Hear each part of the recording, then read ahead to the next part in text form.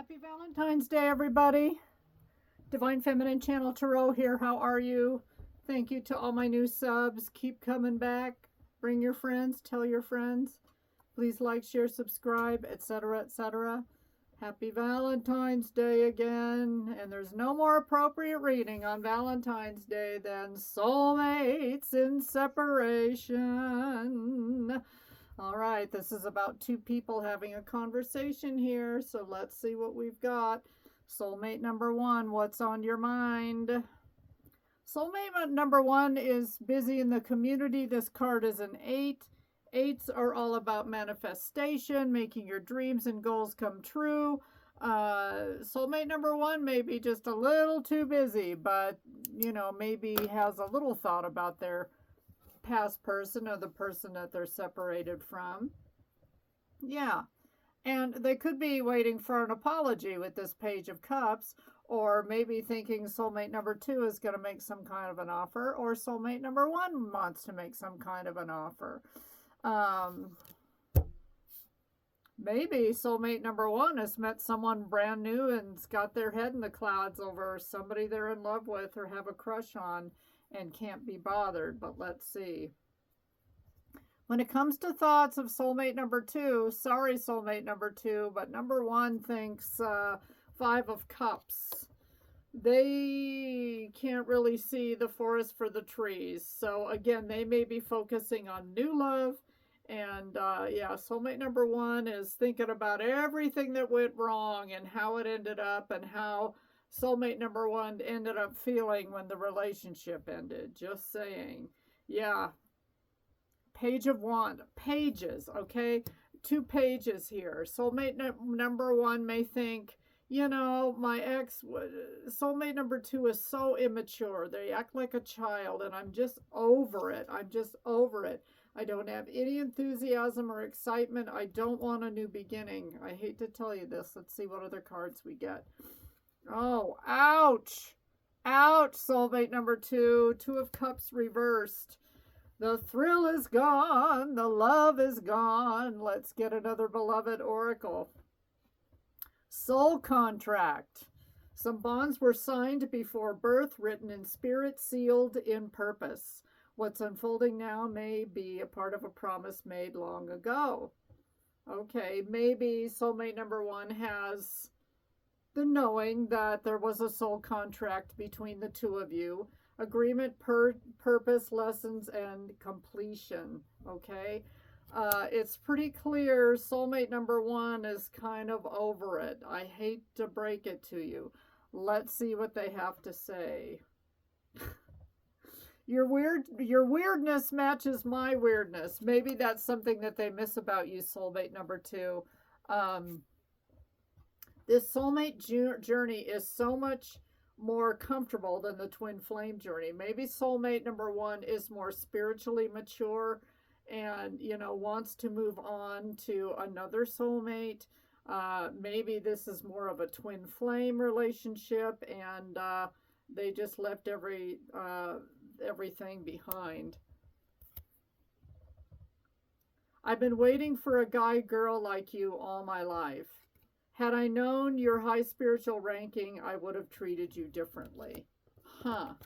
So maybe the lesson in this for soulmate number one is, in the end, they realized what they had with you, but, right? That's it. That's the whole thing. But, you know, it just wasn't, I don't know. I feel like soulmate number one can't be bothered. They're busy.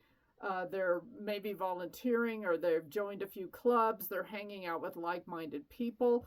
Perhaps the two of you grew apart. This person still thinks about you. They appreciate the lessons. But the tarot said it's a no-go for now. Excuse me. Okay, soulmate number two. Yang. This is given more of a twin flame. You know, soulmate number two thought you were the yang to my yin, okay?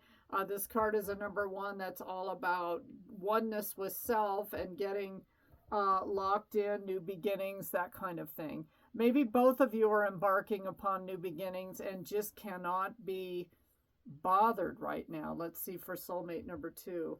All right, we went from a page to a knight. Here comes the Knight of Cups coming in with a slightly bigger offer. Maybe soulmate number 2 is gonna, let's bury the hatchet. Can we at least be friends?